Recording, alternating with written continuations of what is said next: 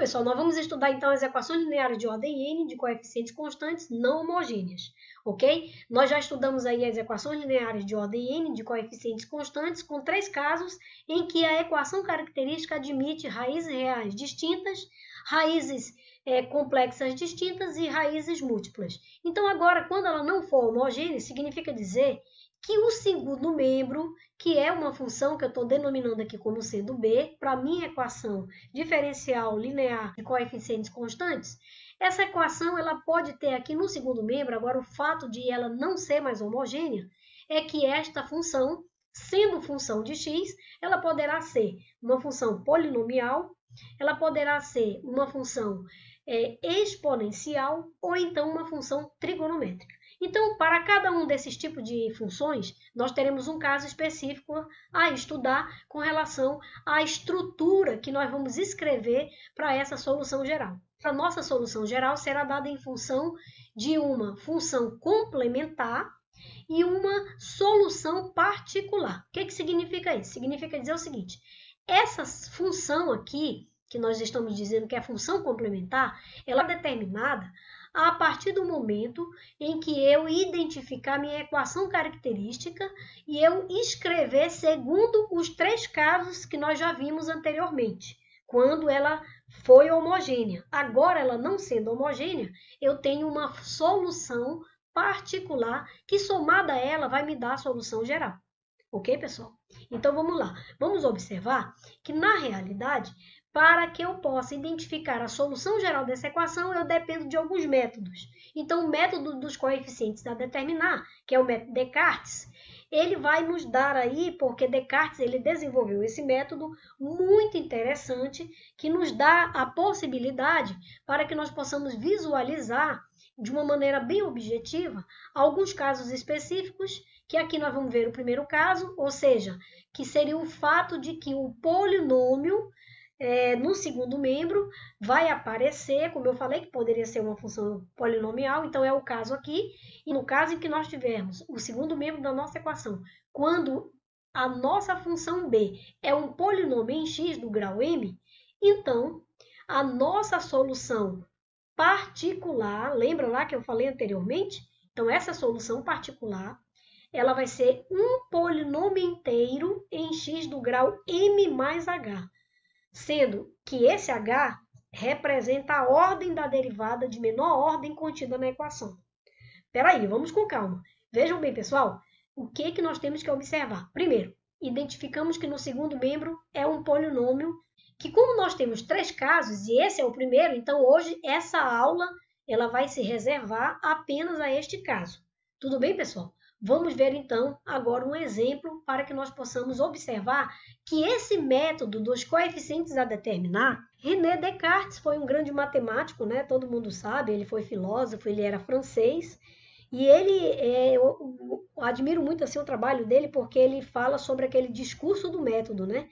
E aí ele traz aí várias meditações metafísicas. E ele declarou que é muito interessante essa parte que quando eu li, que ele estava descontente, né, dos doutores, dos livros, e aí ele resolveu o quê? Procurar a verdade em si próprio, né?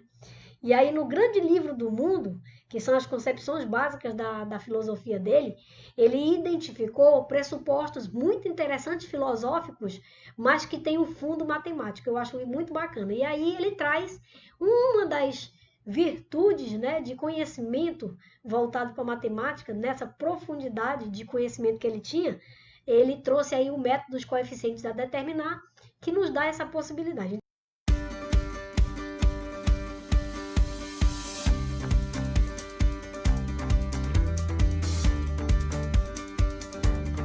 Bom, pessoal, nós vamos dar continuidade ao estudo das equações lineares de ordem n de coeficientes constantes não homogênea.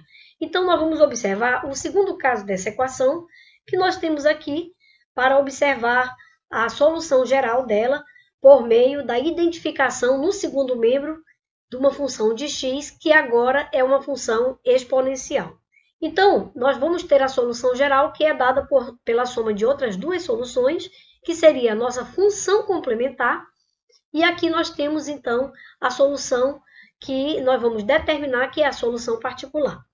observe que a nossa equação linear de ordem n, de coeficientes constantes, é igual a uma função b, na qual nós vamos agora observar o segundo caso que identifica a forma da YP a partir dessa forma que você observa do segundo membro da sua equação. Então, aqui você tem a exponencial que é dada por e elevado a k vezes x, ou seja, esse k é um número real. Então, toda vez que no segundo membro da sua equação linear de ordem n, de coeficientes constantes não homogênea, você admitir uma função exponencial no segundo membro, então a função YP será dada dessa forma, que seria a vezes x elevado a h elevado a kx, onde essa função elevado a kx é exatamente a sua função do segundo membro.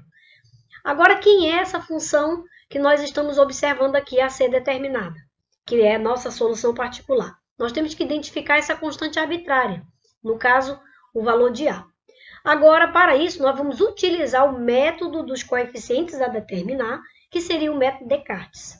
Ok, pessoal? Então, observe que este H, ele representa o grau de multiplicidade de K como raiz da equação característica. O que significa isso? Significa dizer o seguinte: toda vez que você pegar uma equação e resolver, você vai ter, então, a equação característica, que é exatamente a sua equação linear de ordem n, de coeficientes constantes, que se torna homogênea quando você iguala a zero. Então, vamos voltar aqui para que nós possamos observar esse fato.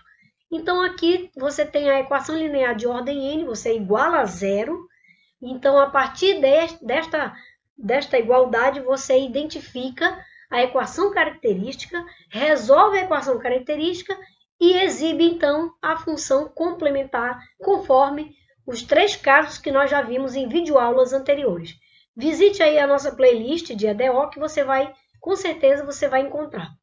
Então, aqui, pessoal, o que acontece? Quando você estiver no segundo membro, a função exponencial já sabe que a sua função que a ser determinada como solução particular vai admitir essa forma. Uma constante arbitrária você vai ter que determinar e esse H você tem que identificar. Como eu identifico? Primeiro, eu tenho que resolver a minha equação característica.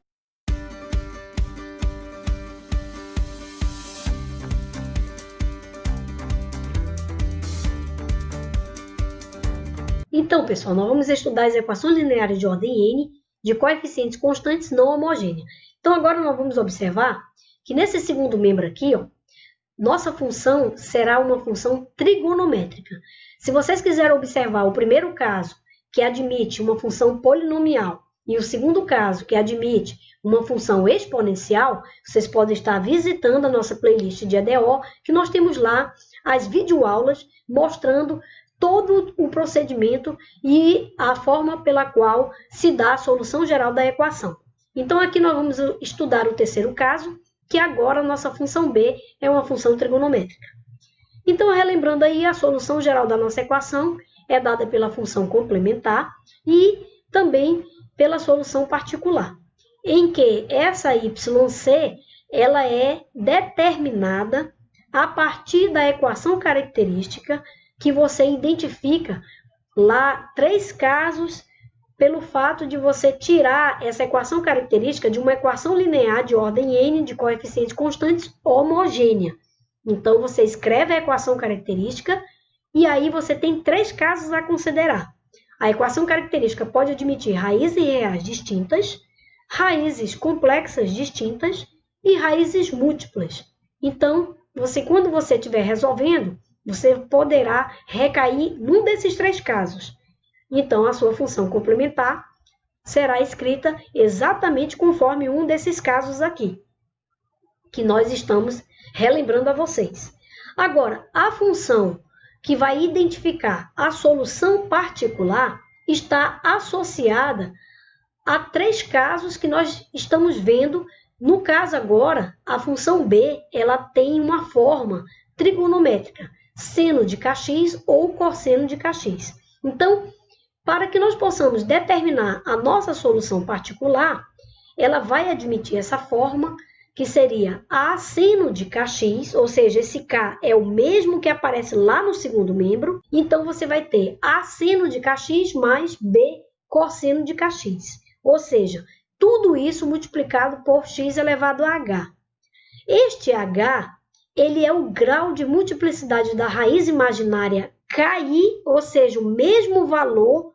Esse k é o mesmo valor que é o arco da função que está no segundo membro.